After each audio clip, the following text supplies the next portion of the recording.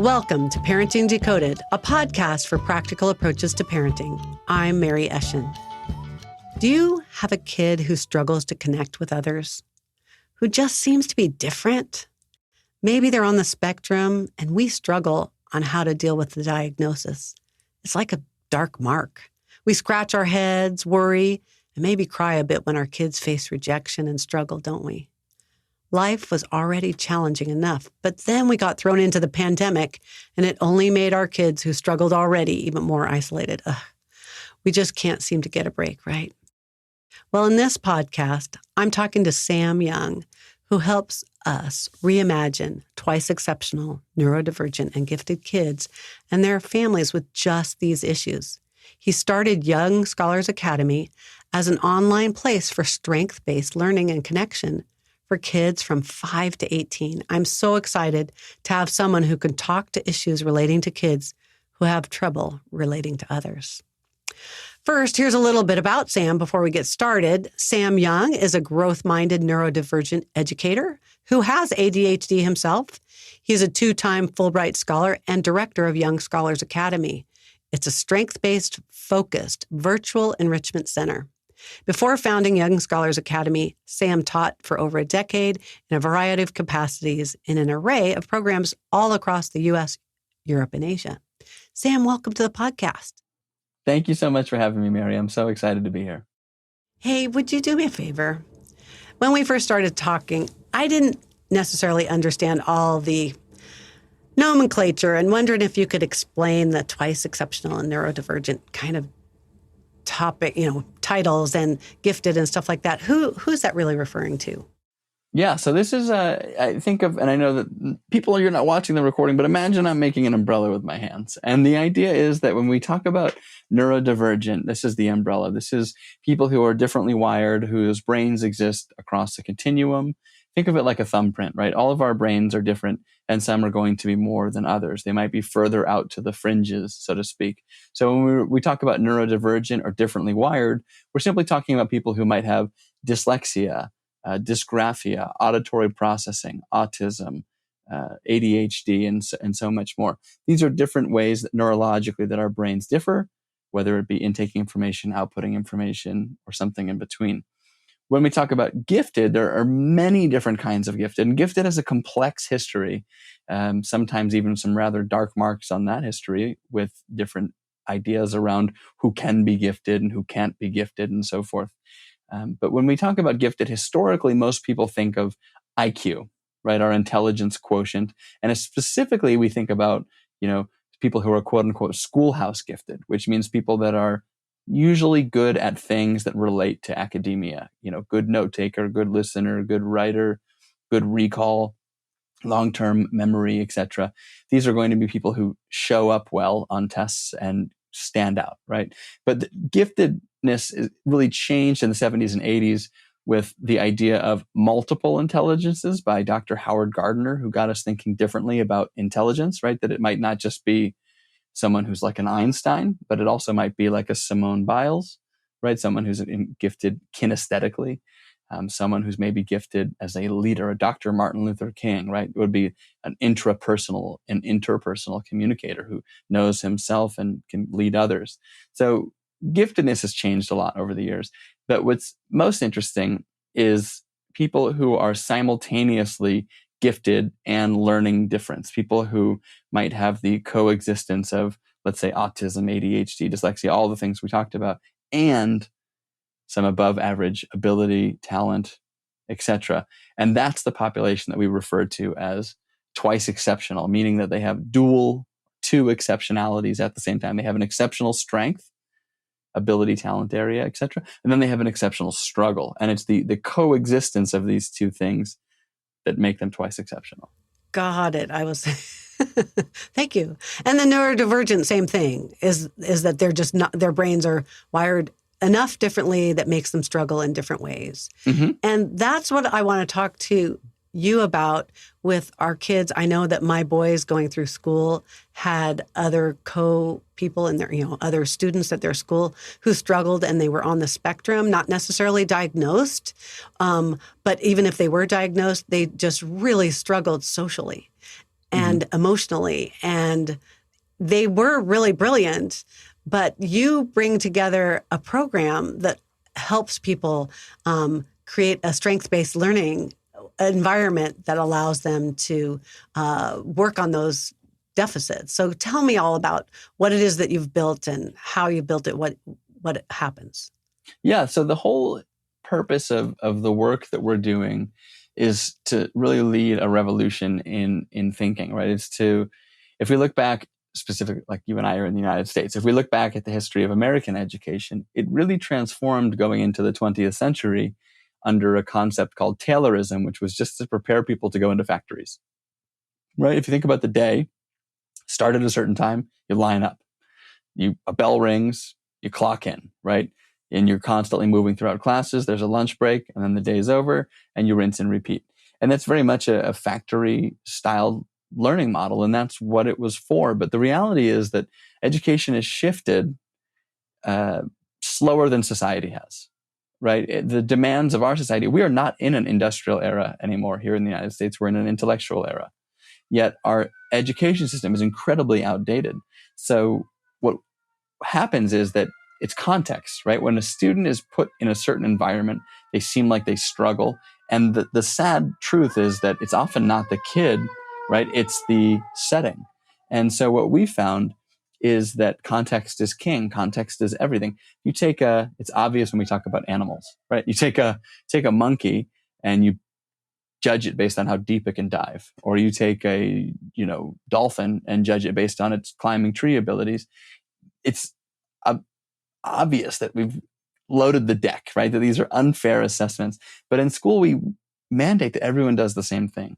And so the work that we're doing at Young Scholars Academy is to help differently wired people realize their strengths and develop them and lean headfirst into them. And one of my favorite kind of thoughts, I gave you the animal example, but I joke about this a lot. But if we picture George Lucas at some point being in class and some teacher telling him to put his doodles away and stop dreaming about galaxies, like, it's absurd, right? Here's someone who's made such an incredible contribution to our culture, to sci-fi, to movie making, and it's because of him leaning into his unique interests and curiosities, and probably not listening to people who wanted him to knock that off and so forth. So it's about making a conscientious shift to align education better with the needs of what we're looking for in society.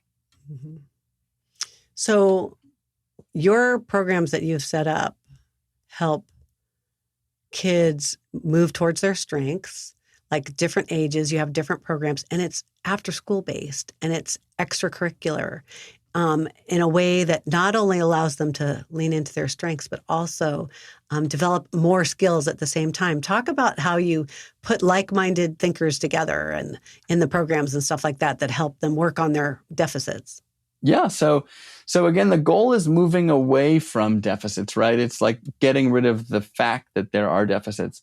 Again, this guy, a psychologist, Dr. Joseph Renzulli, who's my mentor's mentor, he said that no one cares about Einstein's ability to paint or Picasso's ability to do math, right? So even the idea that we have big deficits is fundamentally flawed, right? It's not relevant. Yes, we all are going to have things that we struggle with, and we're going to have things that we need to improve upon. I'm not negating that. But what we have are strengths and skills and potential that we have really an obligation to develop, and not just for others, but for ourselves, right? Like, it's obvious that society gets better when Pablo Picasso is painting or Einstein's doing math, but it's also better for them. It's better for the individual. And so we're not just developing people's deficits, we're helping them recognize their strengths and helping parents recognize that their kids have strengths and ignore all that noise. Because as parents, all we hear is, your kid's not doing this, or they're not doing that, or they need to turn this in, or they need to do that. And that is constantly, it's harmful. It's constantly regurgitated back from, educational professionals to parents. It trickles down to kids, and they internalize it. I'm broken. There's something wrong with me. Why can't I X? Why can't I Y? And, the reality is that's not how society works. Like, if you're incredibly good at one thing, that's pretty meaningful. You can probably make meaningful contributions. I go back to like the Greta Thunberg example, or Simone Biles, or Richard Branson. These are all individuals who have incredibly high intelligence in certain areas and also have areas where they struggle: ADHD, dyslexia, autism, etc. But no one cares about their struggles. What's moving the world, what's turning the world, are their strengths. And so, to answer your question, Mary, what we're doing is we're helping kids throughout the day. Actually, our courses run from the morning to the evening. We have 5 to 18-year-olds, and we're bringing them together around their interests. And instead of doing the learning that happens outside of school, we're just bringing it right into the fold, right? I often joke that, when I was in college, I wasn't interested in History 101, but if you gave me, a women's history in World War I was a heck of a lot more interested in that, right? It's really niche. So what we do is we bring kids together under the guise of, curious, unique, niche stuff that they probably would find incredibly engaging, but would have to do outside of school. And we do it in a school setting. So instead of, I had to go to English class all day and then I can't wait to get home and write a poem or a silly story or a blog, we're just saying, let go of what you think English class is, and let's do the stuff that you love, the stuff that fills you up. Let's do it with other kids who have similar interests, similar senses of humor, and let's do it under the guise, the watchful eye of someone who's often like our kids, but grown up and can help them and see them and support them and help them really shine. Mm-hmm. One of the courses that you offer is a course on Dungeons and Dragons, which I know lots of kids would love to have a class on Dungeons and Dragons, but you have a mentor available. How does that work? How do they learn something in that? Yeah, it's a perfect example. So a lot of kids, let's take an autistic kid, for example. A lot of our kids are, they may struggle to socialize with neurotypical children, students who are not, on the spectrum. And what do? We often think, well, this kid needs to struggle and they need to get better so they can socialize. And that may be objectively true. They may need to make certain strides, figure out how to pick up on certain things and communicate effectively. But putting someone in a class is fundamentally like deficit based, right? It's like, there's something wrong with you. We need to fix you. And what we do is we make it relevant. Okay. If we're going on a quest and there's a dragon, we need to problem solve. We need to respond. We need to play roles, and we need to take turns. We need to be active listeners.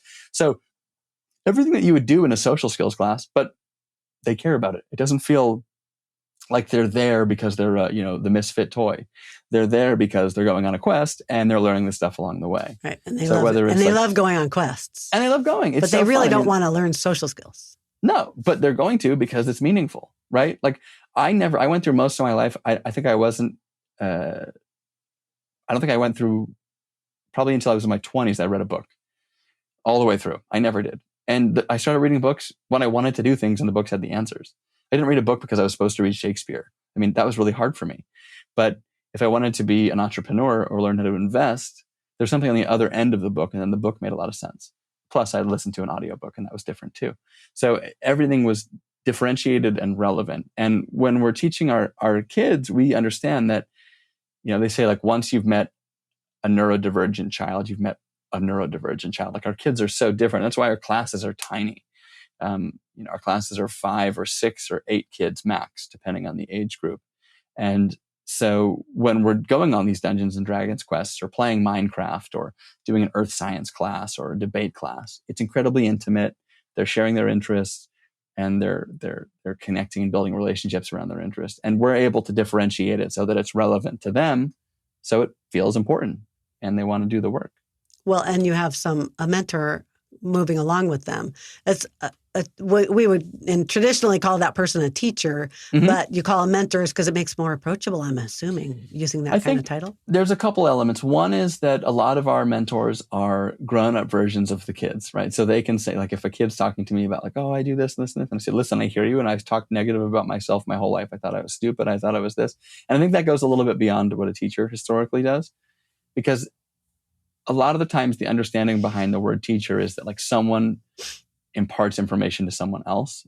It's like transactional. Whereas I think mentors are people who kind of, I like the saying, instead of being a sage on the stage, they're a guide on the side. They're kind of helping, holding, supporting. And a lot of the times our mentors are also parents of differently wired kids. So whether they're neurodivergent themselves or they're, a homeschool parent, they've got the experience and they can say the things that the kids need to hear and say the things that parents want to say, but because they're not the parent, they can say it, right? Yeah. So it kind of like, I call us a virtual village, and they're like the village elders. They're not the parent. They're a village elder who can help, who can support, who can intervene and foster growth, but it's not coming from the parent's mouth, so the kids can hear it. Yeah. Well, and one of the things that you talked about was the element that you have of the kids being together in a friendship kind of way, Mm-hmm. where one neurodivergent kid at an elementary school stands out, whereas you can have a group of 5 or 6 or whatever of them that are similarly like-minded in terms of their deficits and strengths, and they could is there any other comment? That's what it's all about. No, that's why we were created, because it became abundantly clear to me that there were so many kids growing up thinking that there was something wrong with them and that they were the only ones like themselves in their zip code or, in their country or in their state. Well, and they might have been, because it's too hard to find. Yeah, right. And statistically, neurodivergent people are quite common, but when you get to like twice exceptional people, it's actually a quite small cohort. So when you bring people together, it's incredibly validating. It's not, now all of a sudden they're not broken. There isn't something wrong with them. They were just out of context. They were in the wrong environment, and now they're in the right place. And they feel like, oh my God, these kids are so funny. They get me. They're silly. They have the same sense of humor, the same curiosity. Interesting, in-depth conversation. I mean, I have so many times where kids will private message me or one of the instructors and say, like, I didn't realize there were other kids like this who have these questions. And you think about it, like, imagine having the brain of an Einstein, or smarter, by the way. We have a kid with a 179 IQ. Einstein was like 130 something. So we've got someone who's like 2 standard deviations over from Albert Einstein. We consider one of the greatest minds, and she's 10. What do you do with that?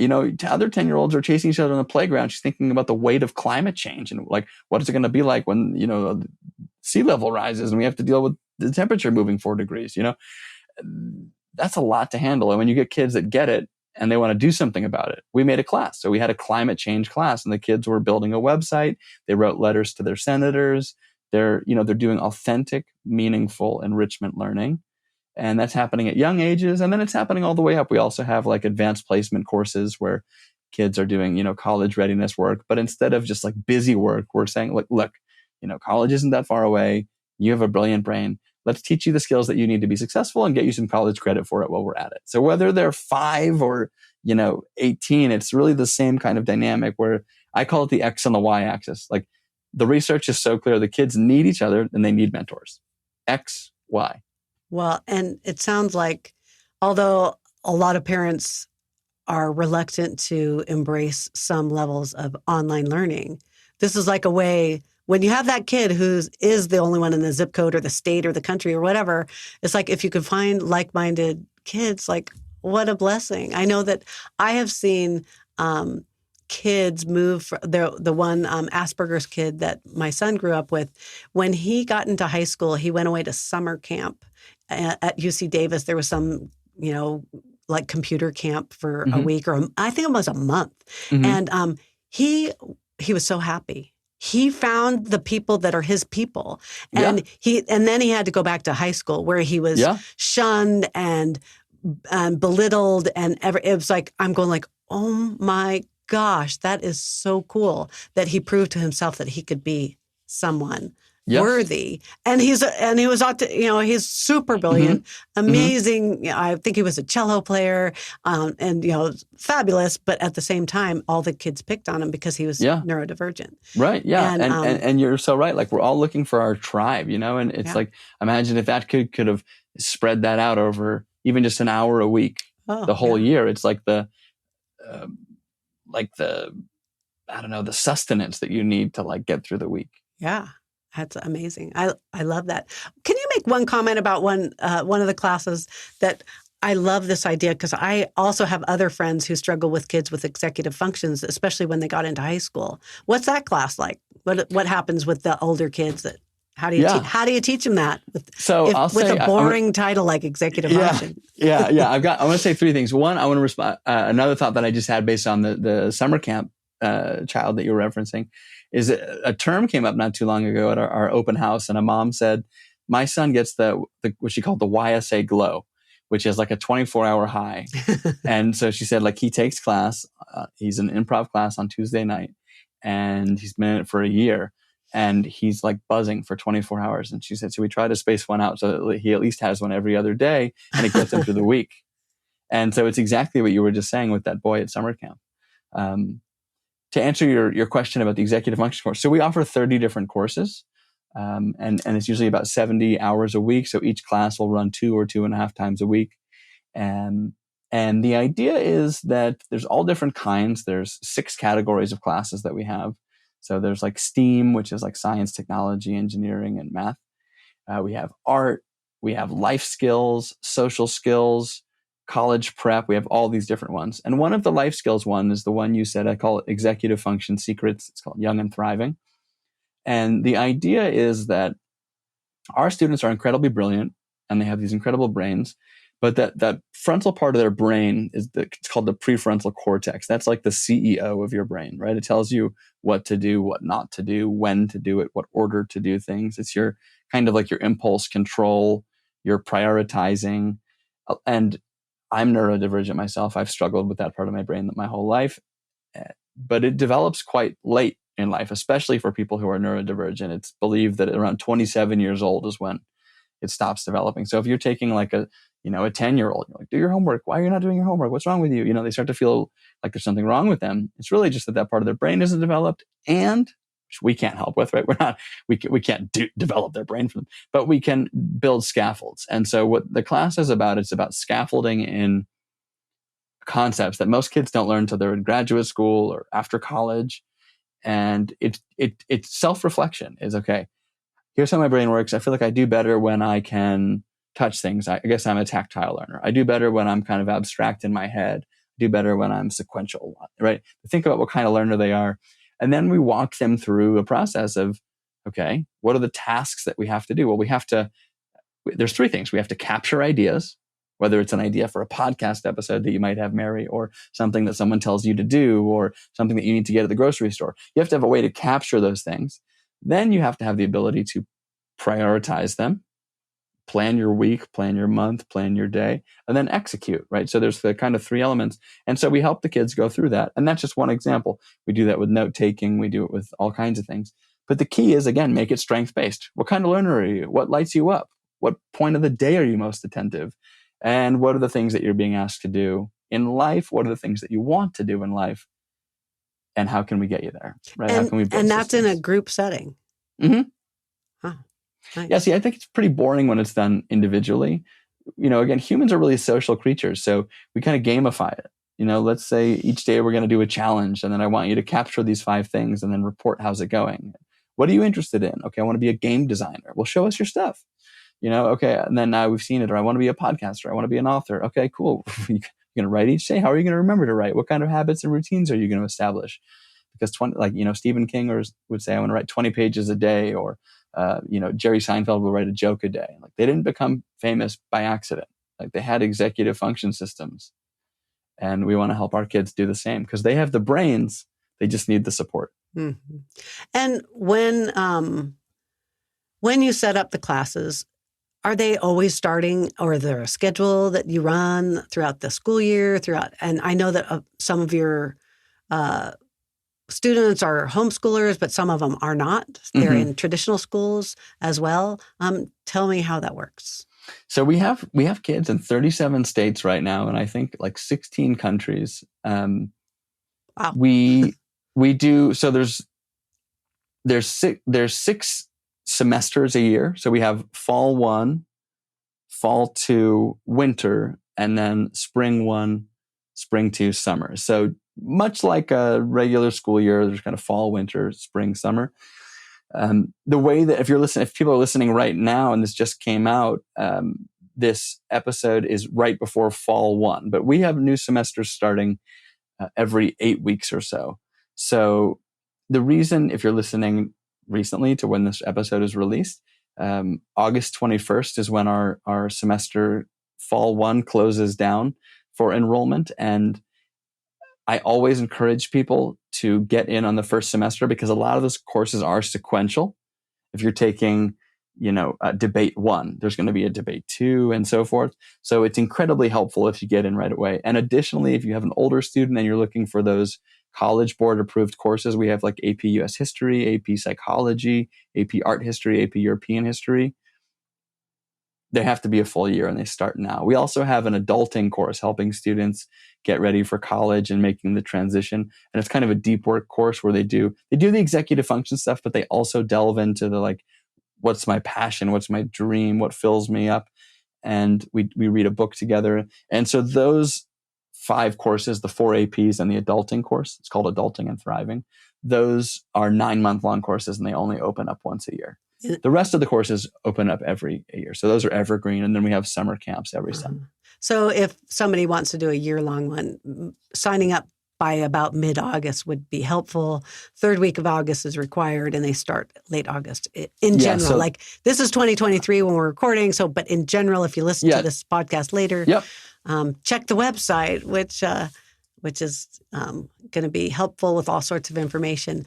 I also, just to tell parents, there are many video recordings, testimonials on your website that I found really helpful. It's live recordings of the kids themselves, the parents, what they got out of the program. I would encourage people to go on your website and take a look at those. I really love that. One of the last things I wanted to say, any other things before I wrap up? Any other things that we forgot to talk about that are key? I mean, I'll say 2 things. One, a quick address, and then I want to mention something that's big. We're actually redoing the website, right? So what you've seen, we actually have almost 50 testimonials, believe it or not. We just have been slow to get them out.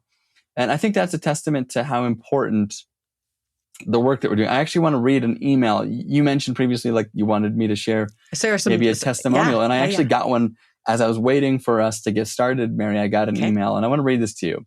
This is a family who just spoke at our recent open house a couple of weeks ago. And she said, I'm just going to quote her, read this direct. I also talked to Ben this week about why he loves YSA so much, which is Young Scholars Academy. His first answer didn't surprise me, the expertise and enthusiasm of the teachers. But the second reason deserves your attention because I feel like it's overlooked when people talk about this type of learning, which is high quality online classes for bright kids.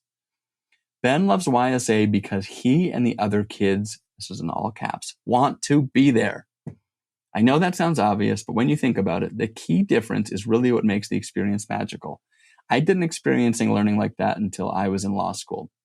All the way through high school, I was surrounded by kids who were barely tolerating the forced experience. And even in college, many of my peers were there simply to satisfy their parents or they didn't have a better plan. The energy in the room at law school was so different because everybody truly chose and wanted to be there. Even at age 10, Ben already recognizes the buy-in from the kids, and that makes a big difference. And I wish people could watch the recording right now because I have goosebumps just reading this. I literally just discovered this right before we got together, Mary. So that's such a great testimony.